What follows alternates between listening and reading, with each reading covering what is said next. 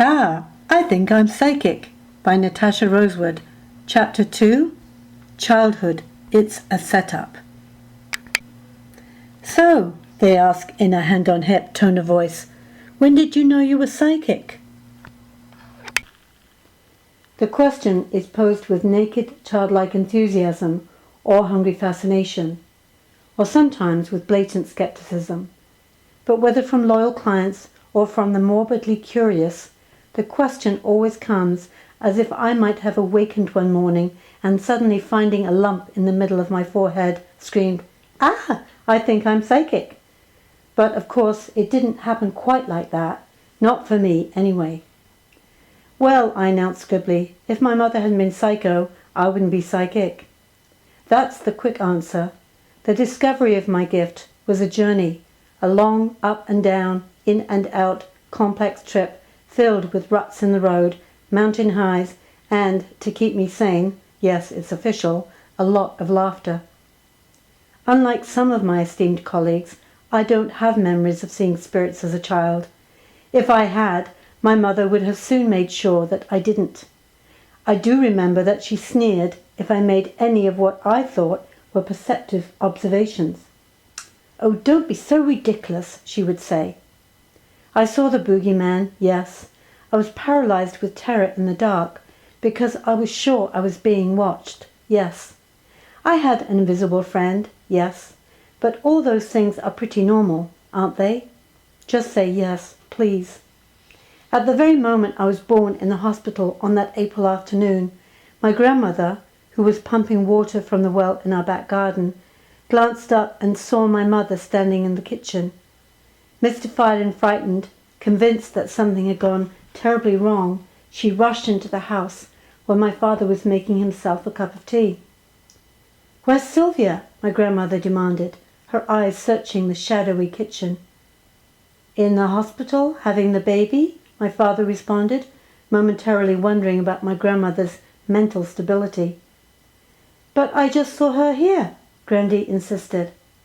This visual transference of energy might have been a sign of my grandmother's and mother's ability to communicate telepathically, but perhaps it was also a sign of what was to come for the baby born that day. Some might say that I grew up in paradise. Given the birth name Kate, I was number 4 in a line of 5 children, 2 older brothers, Mark and Alex, an older sister, Janet, and then 4 years later, another brother, Luke. After my father returned from the Second World War with all his silent and horrific memories, my parents rented an old watermill house in the Oxfordshire countryside. The mill was a rambling grey brick property 2 miles from the closest shop, post office and school, so most of the time we only had each other for playmates. A deep river, as we called it, flowed under the silent mill wheel house. A babbling brook ran along the side of the property. An orchard grew in the front, and at the back of the house the fields went on forever. I was unaware of anything but living in this nature haven and the love I had for my family. The fact that we were poor as church mice, that we wore faded hand-me-downs, and that I nearly died at 6 months due to inadequate nutrition didn't seem to tarnish my mother's nostalgia or mine for our days at the mill. Indeed, the older she got, the happier she believed she had been there, until in both our memories the mill became a mythical heaven. The first recollection I have of my life was when I was 3 years old.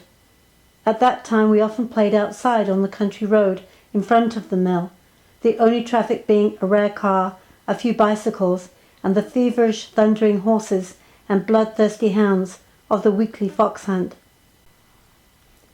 One day, while playing on the road, I looked up into a cloudless sky, and seeing nothing but blue, I suddenly knew that there was much, much more to this world than what was here on earth.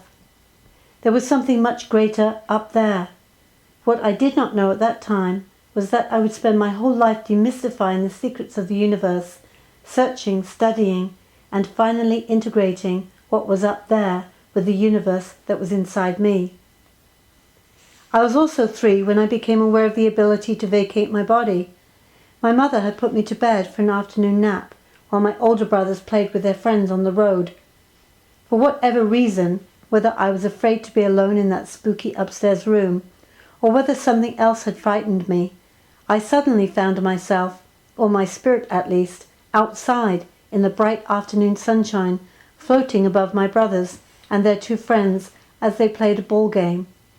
They were completely oblivious to my spiritual presence as I hovered 20 feet above them until it was time for me to return to my little body and wake up. The mill, where all 5 of us experienced the formative years of our lives, was a place in time where my mother was loving, where she was happy. She often fussed over us just before we left for our 2-mile daily trek to school, giving Janet, Alex and me the perennial warning, "Now don't talk to the gypsies."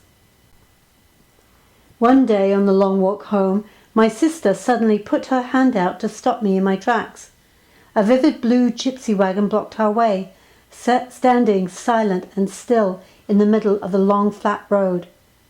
My sister wanted to take another route in a wide loop through the fields back to our home, but my 5-year-old legs were already wobbling like jelly from the 2-mile hike, and I was too fascinated. As we attempted to tiptoe past the wagon, an old thick-set woman with a neat crop of coarse black hair and dark dirt-tinged skin called out, making us jump. Her vivid blue dress matched the paint of her canopy, and she sat like a man with her knees unceremoniously planted wide apart on a wooden bench at the front.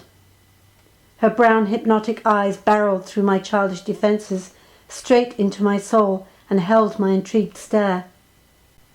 She smiled wryly, revealing yellowed and missing teeth. Then she pointed at me. "You've got the sight, you have, dearie." It wouldn't be until years later, when I finally owned up to my clairvoyant abilities, that I understood what she meant. My parents were not religious, apart from instilling the usual mores into us, like not telling lies, to them anyway, and always showing respect, for them anyway. They did not tout any specific set of beliefs. So at the age of 7, after we had moved into suburbia, I'm not sure what inspired me to take myself off to church. What I do remember is sitting on a large shiny pew amongst an adult congregation, a lone child with just my curiosity for company. The vicar, waving his white cassocked arms around, proceeded to lambaste these adults with, "You're nothing but miserable sinners." They just sat there and seemed to accept his version of them. "Jesus Christ died so that you could be born," he accused some poor woman in the second row. I shifted on the unforgiving wood. How did he know if I was a miserable sinner? Excuse me, I thought. I think you are mistaken. God is a loving, forgiving God. I think you have it all wrong, Mr. Vicar.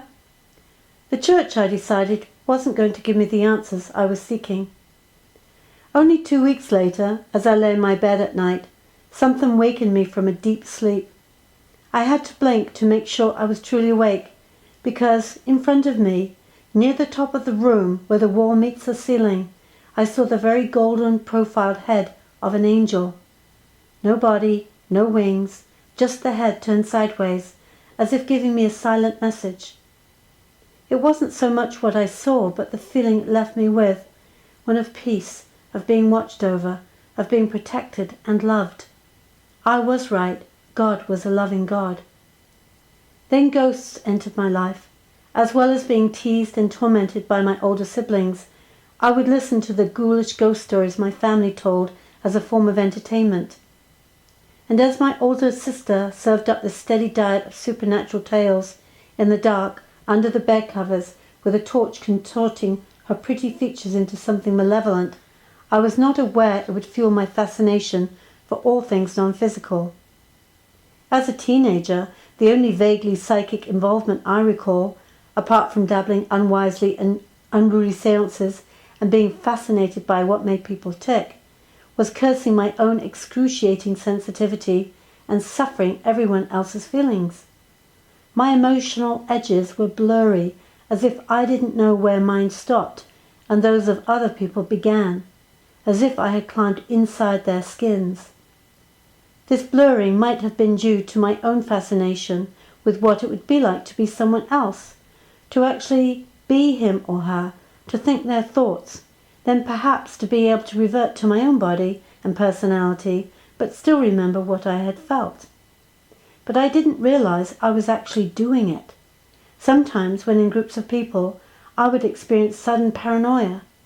Before I had entered a room, I could be filled with the joy of life. The next, after I had been in a social setting, I could retreat to my room in a devastating depression. I didn't know why. Was I absorbing others' miserable energy? Or were the dramatic mood swings just typical for a hormone-infested, neurotically insecure woman-child? In those days, our house was always packed with friends and neighbours, lots of them. While my father retreated to the sanctity of his garden, my mother loved the laughter and warmth that filled our kitchen. I can remember on one of those occasions making a casual comment to her about one of these visitors. I could see Sheila living in Zimbabwe, becoming a gynecologist, having triplets. Don't be so silly, she snorted, oh so encouragingly. But later, when my prediction came true, it did not occur to me that I might be psychic. Like most teenagers, I just knew I was right. But some things I saw I rejected because I didn't want to be right, like the nightmare I had one night. It was so disturbing and felt so real that I leapt out of bed, panicking. Had all my family really been murdered except for Luke, my younger and closest sibling? Once I had checked all the rooms and was assured that my beloved family was all safe and sound, I went back to bed. But I didn't forget the dream, maybe because at some level I knew that it was a symbolic foreshadowing in the movie of my life. It is written in the Book of Runes that we are in the process of becoming who we already are. So as a psychic child, it was a blessing that I could not see my own future.